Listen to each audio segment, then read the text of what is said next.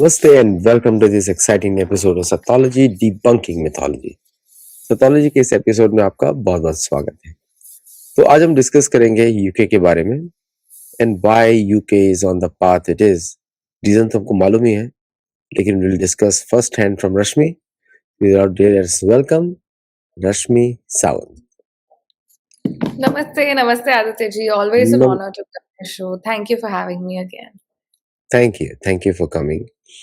Rashmi, how do you see UK? Keir Starmer fighting with USA. Keir Starmer wants to extend the war in Ukraine. Keir Starmer threatening USA, offload the treasuries. Keir Starmer is not now, and Trump is working against UK now in many ways. So what do you see what's going on? UK में क्या चल रहा है अभी? Well, सबसे पहले आदित्य जी, अगर आप डेफिनेटली ये सारी जो चीजें हैं आज की डेट में, जो हमारे लीडर्स हैं, ये अपने जो सोचने का एक तरीका होता है जो, और जो अपनी सोच होती है, अपनी व्यूज होती है, उसे वो लोग आजकल छुपाते नहीं है। पहले क्या था कि there used to be a lot of backroom discussions, a lot of diplomatic channels जो चलते थे। आज की डेट में तो ट्रम्प के मन में आ गया, उसने ट्रूथ सोशल या ट्विटर पे डाल दिया, तो ऐसे कोई बात छिपी हुई नहीं है।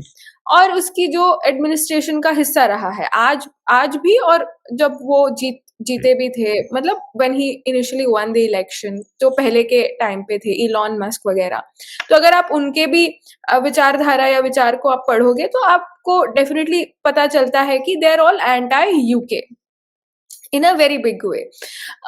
तो उनको लंदन के मेयर से दिक्कत है, उनको ये दिक्कत है कि वहां पे डेमोग्राफिक चेंज हो रहा है, because I think end of the day all white people have loyalty to each other.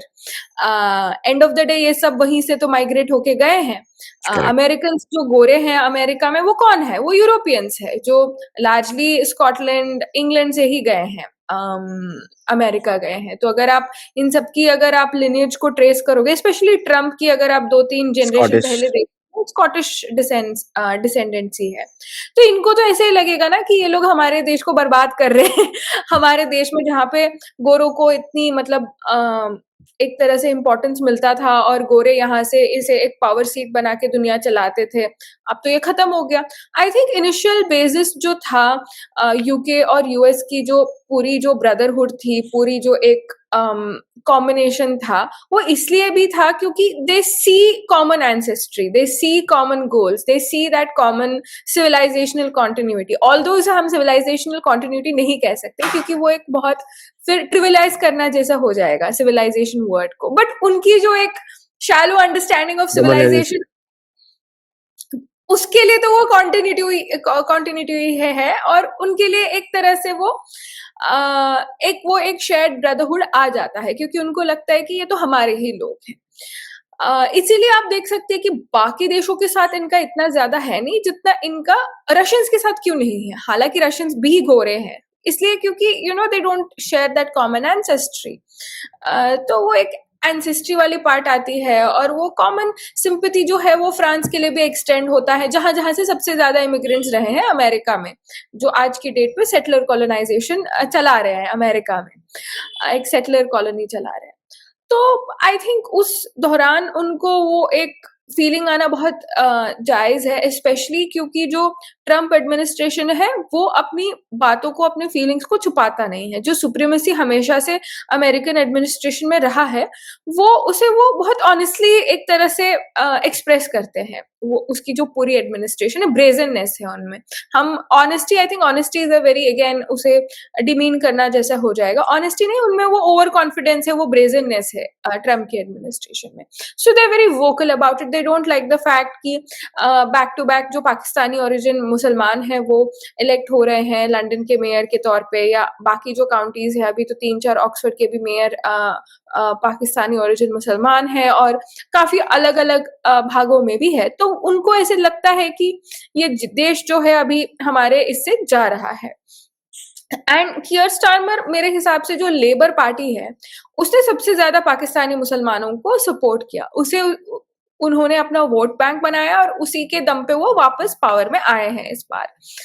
तो मेरे हिसाब से कियर स्टारमर के लिए उनके जो इंटरेस्ट है, उनकी जो पॉलिटिकल अफिलिएशन है, उसे सेफगार्ड करना ज्यादा महत्वपूर्ण है। इसीलिए he continues to get on the toes of America without really caring what's best for the long term interest of his own country. तो ये टिपिकल कांग्रेसी वोट बैंक पॉलिटिक्स हो गया कि लीडर्स भले ही किसी अन्य ओरिजिन के हैं, पर वो किसी और ही एक वोट बैंक को सपोर्ट इसलिए करते हैं क्योंकि उन्हें अपने शॉर्ट टर्म सर्वाइवल पे अभी ध्यान देना है।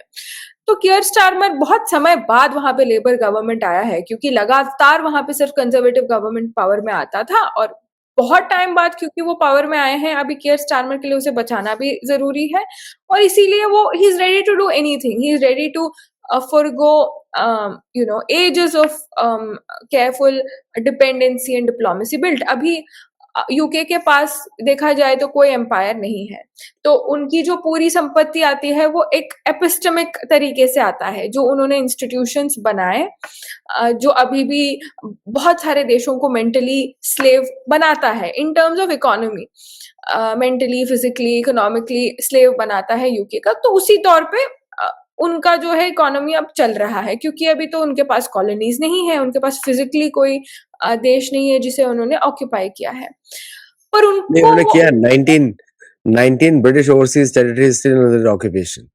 स्टिल अंडर ऑक्यूपेशन, पर वो हालांकि वो बहुत छोटे हैं, बट अभी उनको एक ऑलरेडी तरह से उन सब कॉलोनीज के जो पॉपुलेशन है that is 2.9 million, true true true which is big comparable population. Too big population. पर मेरे हिसाब से अभी उनको जो है, उनको एक्चुअली जरूरत है अमेरिका की, क्योंकि ये इंस्टीट्यूशंस तभी एनफोर्स होते हैं जब आपके पास एक बड़ा बुली हो, जो आपका भाई हो। और मतलब जो सेवेंथ फ्लीट को भेज पाए, जब ये these country start acting funny, तो सेवेंथ फ्लीट को उनके नेबरहुड में भेज पाए, या मतलब ऐसे कोई भाई चाहिए, तो they are actually foregoing that. तो उनकी इकोनॉमी पे भी अभी सवाल आएगा, आ ही रहा है। उनकी economy is at an all time low, inflation is at an all time high. जब मैं थी तो वो एक टिपिंग पॉइंट था, तो अभी भी मतलब इन्फ्लेशन की ऑनसेट थी जब मैं यूके में रहती थी। तो ठीक है, चीजें महंगी थी पर चीजें फिर भी मैनेजेबल थी। जैसे ही मैं वहां से निकली और उन्होंने वो बोरिस जॉनसन को हटाया और फिर उनके जगह पे दो और प्राइम मिनिस्टर्स आए before Rishi Sunak took over, I think वो एक शॉर्ट पीरियड था जहां पे the entire economy went on a free fall, क्योंकि यूक्रेन का जो वॉर हुआ वो स्टार्ट हुआ, बहुत सारी चीजें हुई। तो दे डोंट, आई थिंक अभी वो पॉइंट ऑफ सेल्फ डिस्ट्रक्शन आया है, वो भस्मासुर की तरह हो गए हैं कि सबके ऊपर हाथ रख रख के अभी अपने ऊपर ही रख रहे हैं, और उन्हें समझ नहीं आ रहा है कि वो कर रहे हैं। तो it is little bit of a Bhasmasur वाली सिचुएशन यूके के साथ। पर हमारे लिए बहुत अच्छा है, क्योंकि अभी पावर सेंटर शिफ्ट होंगे। जो पुराने पावर सेंटर्स है वो ऐसे खुद को मतलब विपरीत बुद्धि में जाएंगे, तभी जाके हम जाके आगे बढ़ पाएंगे, और हम उन जो वैक्यूम जो क्रिएट होगा पावर सेंटर्स की, उसे हम ऑक्यूपाई कर पाएंगे। अभी बहुत लोग कहते हैं कि अमेरिका के साथ इतना सब कुछ हो रहा है, हमारे जो बच्चे वहां बाहर पढ़ने जाते हैं उनके साथ बहुत गलत हो रहा है। आई अग्री, हर बच्चे की जो अपनी एक स्ट्रगल होती है उसे हम अंडरमाइन नहीं कर सकते हैं, पर क्या इसकी वजह से ग्रेटर गुड जो है वो हो रहा है? ऑफ कोर्स हो रहा है। अब मैं देखती हूँ कि जो मुझसे काफी साल छोटे हैं, अभी वो अपनी इंजीनियरिंग कर रहे हैं और अभी उनकी हायर स्टडीज का जो है दौर आ रहा है, वो अभी प्रिफर नहीं कर रहे बाहर जाना। जबकि पहले तो जो सबसे स्मार्ट बच्चे होते थे उनके लिए तो गिवन था कि बाहर से एक डिग्री लेना है और कुछ साल तो बाहर काम करना है। बट अभी लोग बहुत कतरा रहे हैं, अभी लोग आईआईटीज और आईआईएम्स की तरफ देख रहे हैं, क्योंकि उन्हें लग रहा है कि अब बाहर जाएंगे तो वहां पे सर्वाइवल बहुत टफ होगा। जो वहां गए हैं ऑलरेडी उनके लिए तो स्ट्रगल है, जो अभी फिलहाल 5-10 साल पहले गए हैं।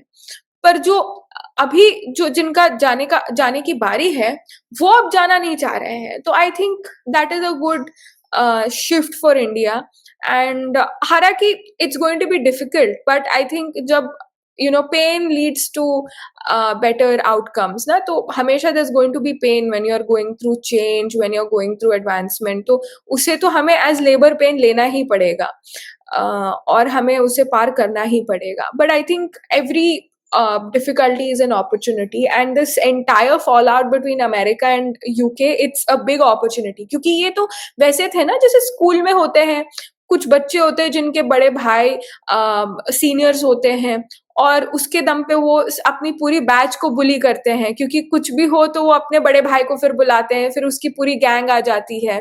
तो this was more like that कि बड़ा भाई अमेरिका है, छोटा भाई यूके है, और उसके दम पे वो सबको बुली करते थे स्कूल में।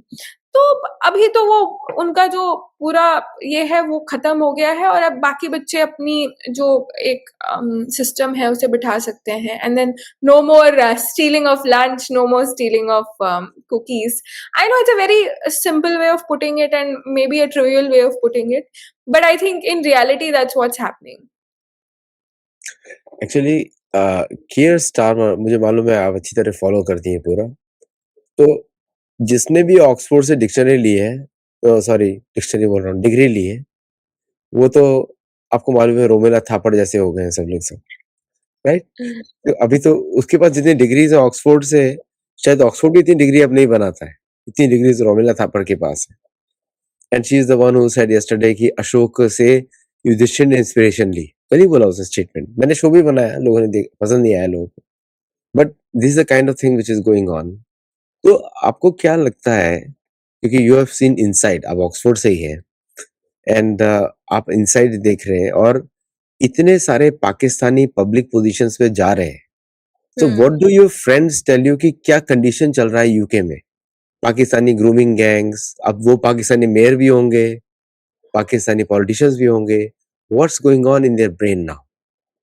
अगर आप न्यूज में देखेंगे तो एक हाउस ऑफ लॉर्ड्स के एक लॉर्ड थे, पाकिस्तानी ओरिजिन, अभी उनका नाम मुझे याद नहीं आ रहा है, पर उन्हें निकाला गया था इसीलिए for abuse, sexual abuse and sexual harassment. तो उनके जब केसेस आए तो फिर उन्हें निकाला गया, जबकि हाउस ऑफ लॉर्ड्स की जो मेंबरशिप होती है वो लगभग परमानेंट ही होती है, कि अपने एंड तक लोग they hold on to House of Lords, एक तरह से लाइफ टाइम पियरशिप होता है।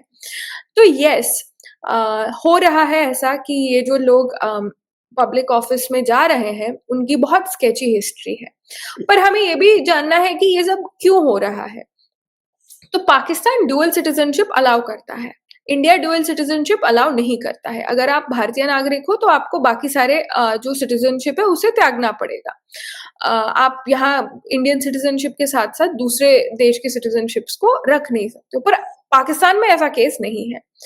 तो पाकिस्तान में मैंने देखा है कि जो आर्मी के लोग होते हैं जो बहुत ही एफ्लुएंट होते हैं, तो पाकिस्तान के अमीर तो आर्मी वाले होते हैं क्योंकि उन्होंने तो सारे रिसोर्सेस कब्जाए हुए हैं, और जो पॉलिटिशियंस के बच्चे होते हैं, ब्यूरोक्रेट्स के जो बच्चे होते हैं, इन सबके पास डुअल सिटीजनशिप होता है, क्योंकि उनका पैर हमेशा एक बाहर रहता है, एक अंदर रहता है, क्योंकि उनको अपने देश पे ज्यादा भरोसा नहीं है, क्योंकि वो जानते हैं कि वो खुद चला रहे हैं उस देश को और वो कैसे चला रहे हैं उस देश को।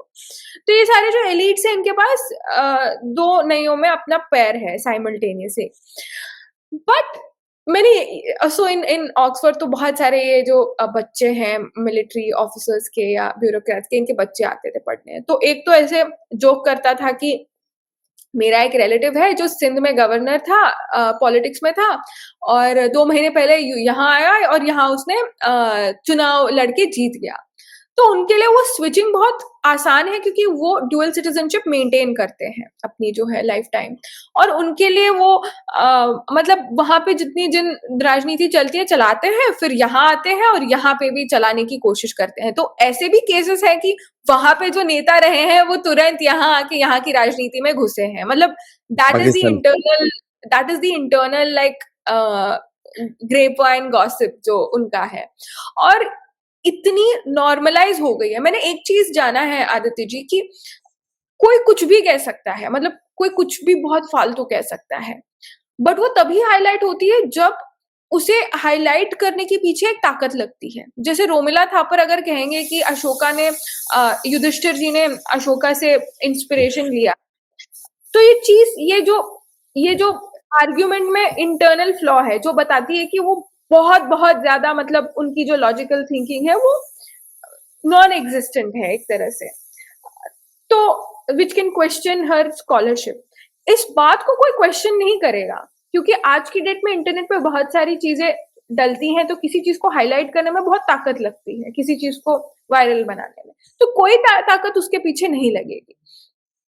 पर एट द सेम टाइम हम अगर कुछ कहेंगे जो सही है, हम अगर क्वेश्चन करेंगे विद फैक्ट्स, तो हमें क्वेश्चन करने, हमारे पीछे लगने तो पूरे मतलब एक इकोसिस्टम लगी हुई है। तो वो आज की डेट में सच कहना या सच को सामने लाने में कोई दिक्कत नहीं है, क्योंकि सबके पास डेमोक्रेटाइज्ड प्लेटफॉर्म्स है। अगर यूट्यूब किसी को बैन कर देती है तो there are other platforms where this content can be uploaded. The only power is power of amplification, और इस चीज को वो गेट कीप कर रहे हैं इन अ वेरी स्ट्रेटेजिक वे, ताकि एम्पलीफाई वही चीजें हो पाए जो उनकी नैरेटिव में फिट हो। तो दैट इज देयर। बट अगर आप सच में मतलब अंदर देखोगे कि ये पूरा ब्रिटिश जो पॉलिटिकल सिस्टम है वो कैसे चल रहा है, जिन पाकिस्तानी ओरिजिन लोगों के बारे में हम बात भी कर रहे हैं, वो ऐसा नहीं है कि वो अपनी पूरी जिंदगी वो ब्रिटेन में बिताए और जब वे बड़े हुए तो वो ब्रिटेन की राजनीति में घुसे, ऐसा भी नहीं है। बहुत सारे ऐसे लोग हैं जो पाकिस्तान में नेता हुआ करते थे, तुरंत आए और राजनीति करना शुरू कर दिया यहाँ पे, क्योंकि उनकी जो कम्युनिटी है वो प्रीसेट है, उनके जो इलाके है वो प्रीसेट है, क्योंकि वो तो अपने ऑनक्लेव में रहते हैं, वो तो जाके किसी भी मोहल्ले के बीच में तो घर ज्यादातर लेते नहीं है। ऑफ कोर्स लेते हैं, उनके लिए तो सेफ है, बट ज्यादातर वो ऑनक्लेव में रहना पसंद करते, तो उनको पता है कि वो कहाँ जीत सकते हैं, क्या कर सकते हैं। और बाकी सारे जो इमिग्रेंट्स है वो तो पाकिस्तान से आए हुए हैं। और ब्रिटेन के बारे में हमें पता है कि ब्रिटेन में वोट करने के लिए आपको ब्रिटिश सिटीजन होना जरूरी नहीं है।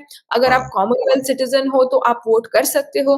तो मी not being a British citizen, I used to only have residency permit in UK because I am a former Commonwealth citizen from India. So I can still vote in the UK. तो I mean आप समझ सकते हो कि मतलब कितना गंभीर situation है कि कोई भी पाकिस्तानी जिसके पास रेजिडेंसी परमिट है यूके में वो वोट कर सकता है। तो वो कितनी आसानी से वहां की डेमोक्रेसी को सबवर्ट कर सकते हैं। जैसे कि अगर बांग्लादेशी भारत में आए तो उन्हें फिर भी फेक जो आधार है वो बनवाना पड़ता है, उसके आधार पे फेक आईडीज बनवानी पड़ती है, जो वेस्ट बंगाल में कर रहे हैं अभी। पर इनके लिए इतना आसान है, इट इज लीगलाइज्ड, लीगल तरीके से ये वोट कर सकते हैं बिना किसी बाधा के। तो आप तो समझ ही सकते हो कि किसी के लिए एक रेजिडेंसी परमिट रखना इतनी बड़ी बात नहीं है।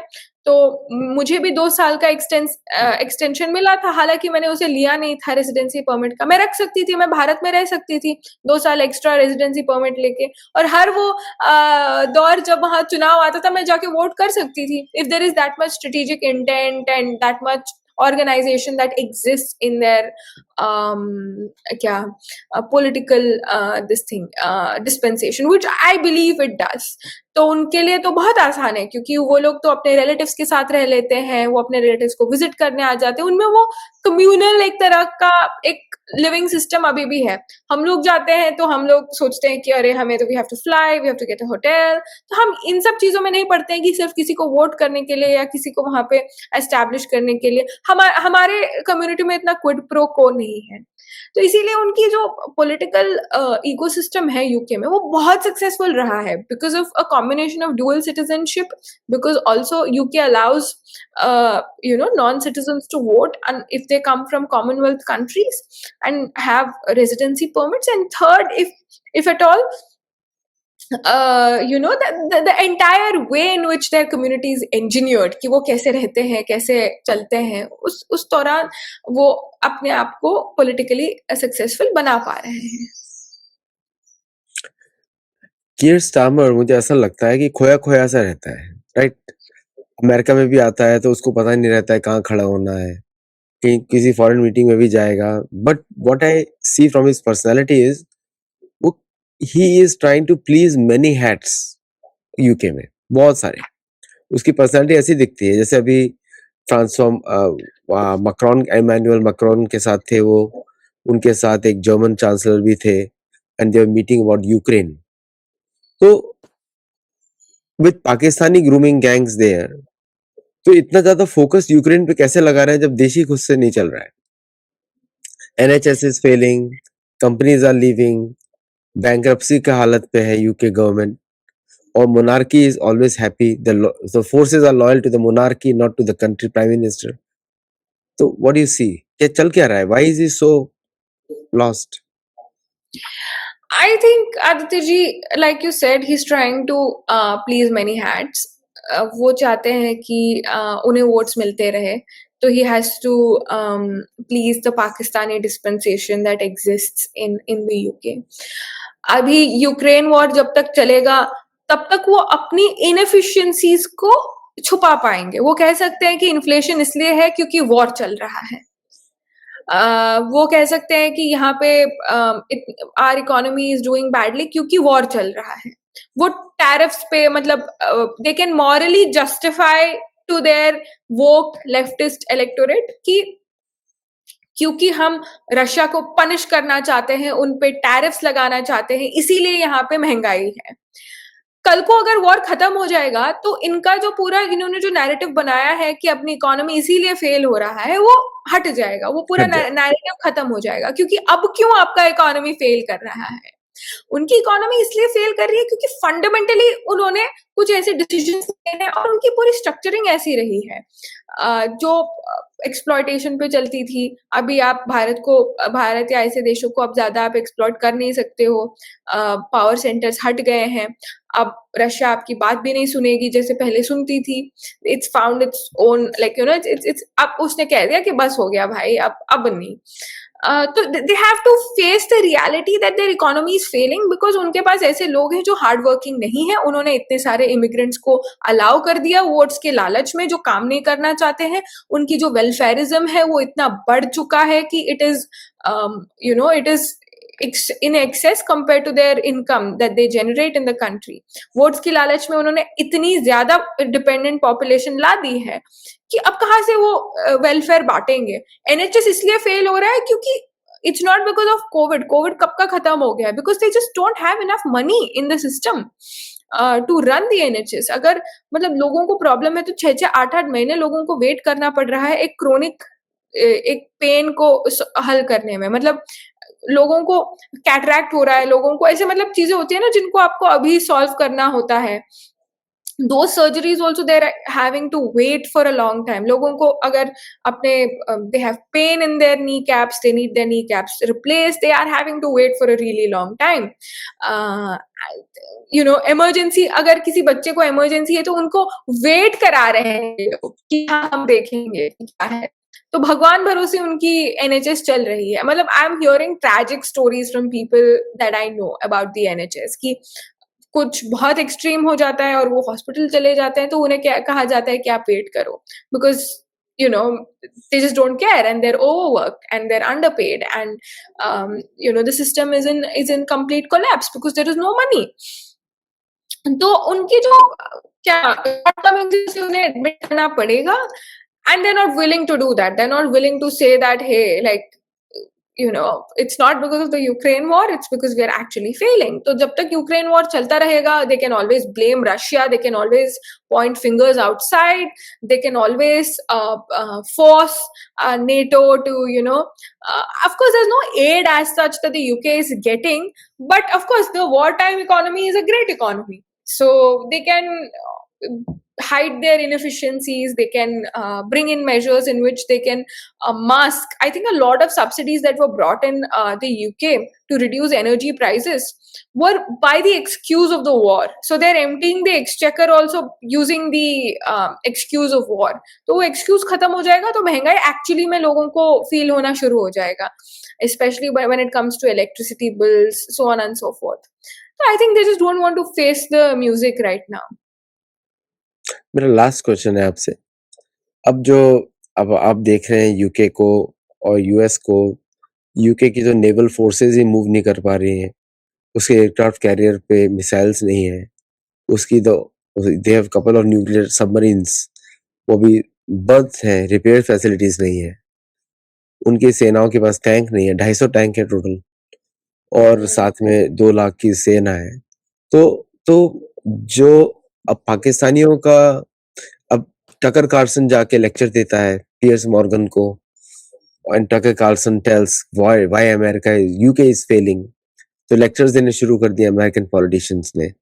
तो how do you think the British public takes that? कैसे लेती है उसको, कैसे सोचती है उसको? I think Aditya ji, the British people are a very proud people, तो वो तो रहा है हमेशा से, बहुत प्राइड रहा है उनमें। तो आई थिंक जो ओल्ड कंजर्वेटिव्स है वो तो अभी भी उसे बहुत नेगेटिवली लेती है कि आप कौन होते हो हमें लेक्चर देने वाले, हम तो पूरी दुनिया पे राज करते थे। बट आई थिंक जो अभी की यूथ पॉपुलेशन है वहां पे, जो और जो इमिग्रेंट पॉपुलेशन है यूके में, तो उन्हें उस प्राइड से कोई लेना देना है नहीं, specially the migrant population which is not from India, Bangladesh, Pakistan etcetera, क्योंकि हम जानते हैं कि ये कहीं भी जाते तो इंटीग्रेट नहीं होते हैं। They do not consider the nation that they immigrate to be their own. उनकी लॉयल्टी अभी भी उनके जो पेरेंट कंट्री है वहां तक रहती है। इंडियंस की सिविलाइजेशनल लॉयल्टी रहती है, पर उनकी जो कर्म भूमि है वो हमेशा उसे रिस्पेक्ट देते हैं और उसके साथ जितना हो सके उतने इंटीग्रेट होने की वो कोशिश करते हैं। But there's no integration. So I think they really don't care about all of these lectures, and they think that they should probably take a leave from America as long as it's coming from the more liberal voices. So if the Democrats try to lecture the UK, they will definitely welcome it with open arms. I think definitely the Republican regime right now is not sitting well with the Labour regime that's in the UK and the electorate that brought the Labour regime to power in the UK. So I think there's that mismatch which is happening, and that's also leading to friction currently. But of course, the old conservatives are very proud. आज भी अगर आप जो conservative traditionally Tory voting, white neighbourhoods, white people जो आज की date में वहां पे म्यूजियम के आर्टिफैक्ट्स के बराबर रेयर है, वहां जाएंगे तो वो आज भी आपको उसी मैग्नानिमिटी के साथ चीजों के बारे में एक्सप्रेस करेंगे, चीजों के बारे में बात करेंगे। आज भी उनके बच्चे जो ऑक्सफोर्ड पढ़ने आते हैं, वो वीकेंड जब हॉर्स पोलो खेलते हैं तो उनके हॉर्सेस को वो 100 माइल लेके आते हैं अपने बच्चों के लिए। तो they still living in that alternative world where they think that they're superior, they're doing well, they're still doing well, they've held on to assets, but जब सिक्योरिटी खत्म हो जाएगी तो एसेट्स का कोई मतलब नहीं होगा। There will be squatters and there will be people taking it away in no time. तो I think they yet to face the music. अभी वो पॉइंट ऑफ नो रिटर्न पार हो चुका है, बट अभी भी जो ज्यादातर पॉपुलेशन है वो डिनायल में है, and they brush it aside these lectures. So I think that is there. Of course, there is a section of the conservative population which is very concerned about the migrant population. They are also extremely racist. So remains to be seen, क्योंकि end of the day ये वही लोग हैं जिन्होंने दुनिया भर में war करके मतलब दुनिया को कब्जाया था, and they practice very exploitative regimes. तो remains to be seen when push comes to shove ये लोग कैसे react करेंगे। क्या ये फिर से वही सैवेजरी में चले जाएंगे और सैवेजली चीजों को सेट राइट करेंगे, या now they become too politically correct to just they will bow down and they will just give way to this new regime that's taken over the Britain. एक और क्वेश्चन था मेरा, I want to see your perspective on UK, क्योंकि UK is been a rabble rouser हर तरफ से। It's a problem creator in Europe also, in other countries also, but recently in the Five Eyes में breakup हो गया है। तो अब no more Five Eyes now दिख रहा है कि now UK is literally telling Canada and Australia and New Zealand to be take care of your own, or we will not share intelligence with the Americans, क्योंकि Venezuela में जो boat attack हुआ था, they are not sharing intelligence also. How do you see कि मतलब कि ये 5 eyes चलने वाला है, या मोनार्की बोलेगा चलो colonies you are all independent, we don't want to do anything with you, लेकिन चर्च फिर भी मेंटेन करता है close connections by the way. Yeah, that's true. I think with the Five Eyes, America, I think they have very superior capabilities in today's day and age. I don't think they depend on the other Four Eyes as much as I think their capabilities are नहीं, American CN ने outsource किया है पूरा MI6 को, तो south Asia का पूरा MI6 देखता है, but I think the UK in a way is trying to strong arm the regime. I don't know. I feel that क्योंकि अभी वो तो हुआ था ना, उसे तो ब्रीच ऑफ ट्रस्ट कहते हैं, the great breach of trust, कि आपने हमारी इंटेलिजेंस को यूज करके बोट्स अटैक किए थे वहां पे, तो they feel very offended that way. But I think MI6 has stopped being I don't know. I feel like the MI6 is going the ISI way, like guns for hire. I don't know. I could be wrong. So I'm not from the intelligence community, but I feel like they're going the ISI way, and they will still be, ready to be outsourced to the CIA just to pay their bills and keep their networks active, despite what the government thinks. So and Five Eyes doesn't have to necessarily be formal knowledge sharing, because you know how the ISI operates. I feel like the future of Five Eyes is just the other four eyes becoming guns for hire.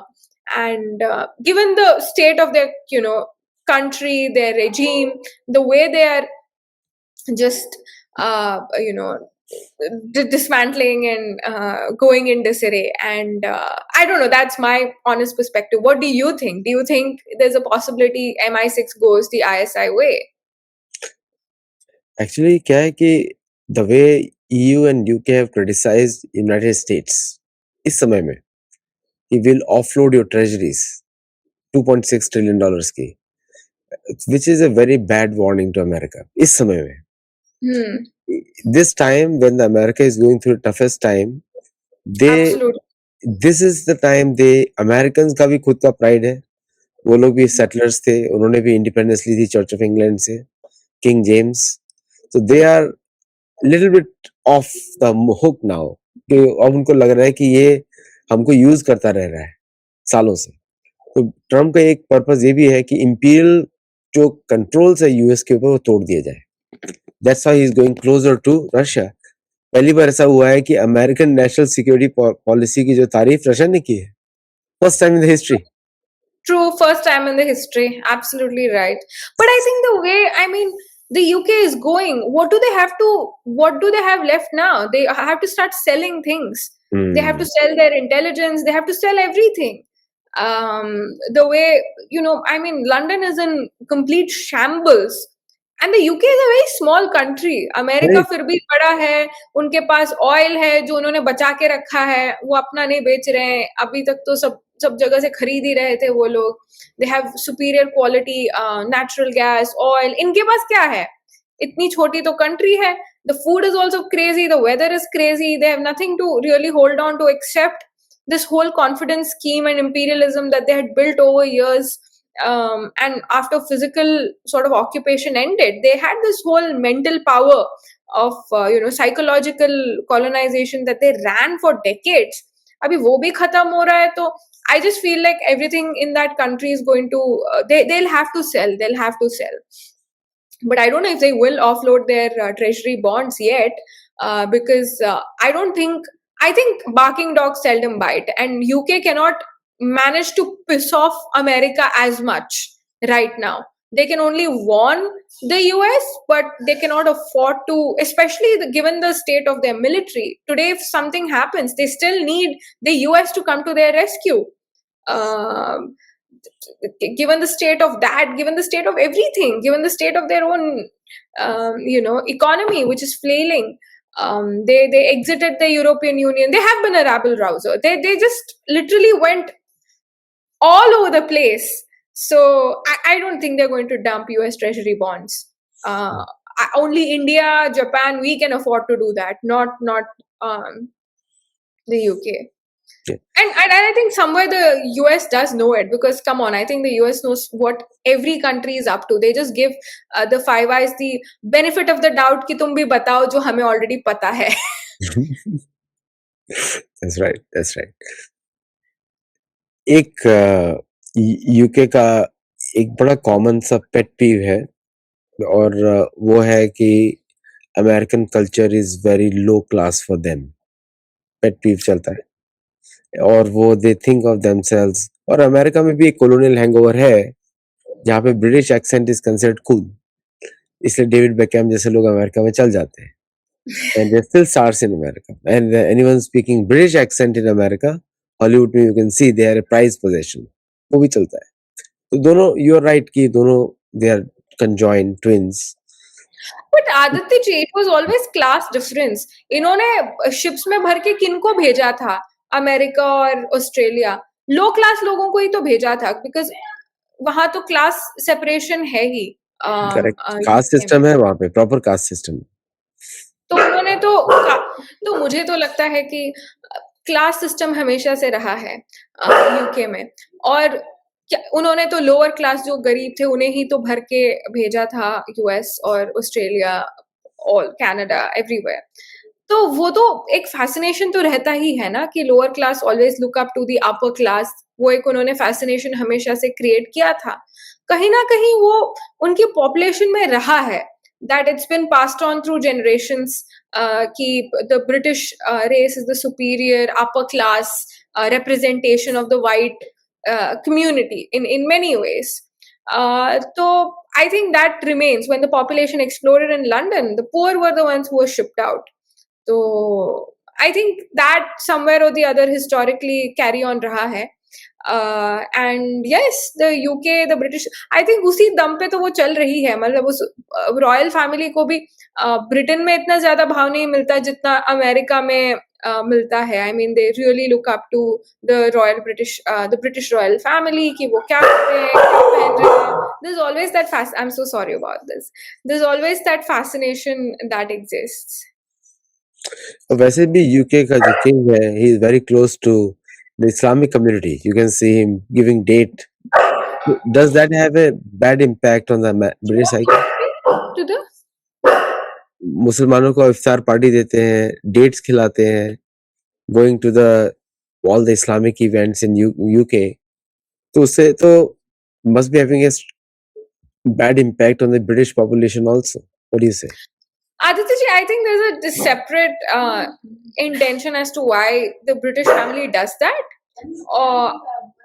I feel like it is more of the sort of fascination that I don't think of course, the royal family does not have to garner votes. So I think the intention of the British royal family to mollycoddle the Pakistani origin community, as compared to that of the politicians, is entirely different. I feel that they always thought when they divided India and Pakistan that they did it to do a whole carrot and stick approach.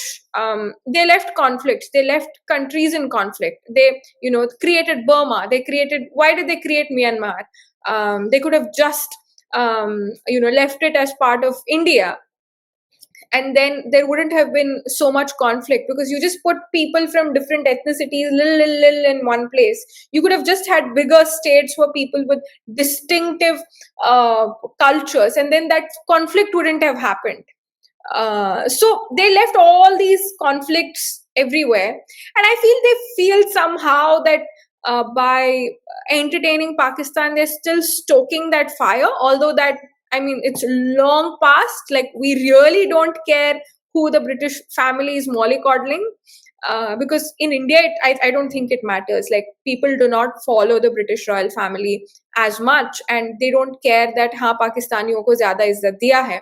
But I think somewhere intrinsically they feel that no, that the two countries really care. I mean, Pakistanis still care. They care so much about going to, all these evening teas, invite only, which are established by the British royal family, because they feel that somehow their status in the world goes up by being seen closer to the British royal family. And I think somewhere perversely so, the British royal family thinks that they're still stoking the fire of conflicts that they left around the world. And Thank that you their so much. approval or disapproval matters to people. Like, it doesn't, but yeah. नहीं, It does to Pakistan, but not to Indians. Like, नहीं, अभी royal family था भी एक Christmas event में और nobody came to see them. Very striking. Prince Williams and his yeah, wife and and 2 kids. kids. So streets were empty this time because London is no longer, they will go and they will molly. I mean, have you seen that video where Sadiq Khan like literally stopped singing a Christmas carol? Correct, I saw that. So I think the change is there, and honestly, their approval doesn't matter anymore. Although they live in a world where they think it does. They live in echo chambers, and I think they're better suited to. They need to hear the music soon. Thank you so much, Rashmi. And for the British Indians or British Hindus, this video will serve as an eye opener for all of you, because ऐसा था कि आप लोग भी you also have the same rights जो वहाँ पे आप लोग लड़ रहे हैं उसके लिए, ब्रिटिश हिंदूज। और जिस तरह जो ब्रिटिश इकोनॉमी की भी कंडीशन है, तो अभी तो आप लोग you are the stars of the Britain now, लेकिन अब देखना है कि how you capture it, because you have to capture it somehow. When the money talks, bullshit walks. That's a mantra of America. Okay, so use your money wisely. So thank you so much, Rashmi ji, for coming on the show. It's always a pleasure to have you on the show. Thank you so much, Aditya.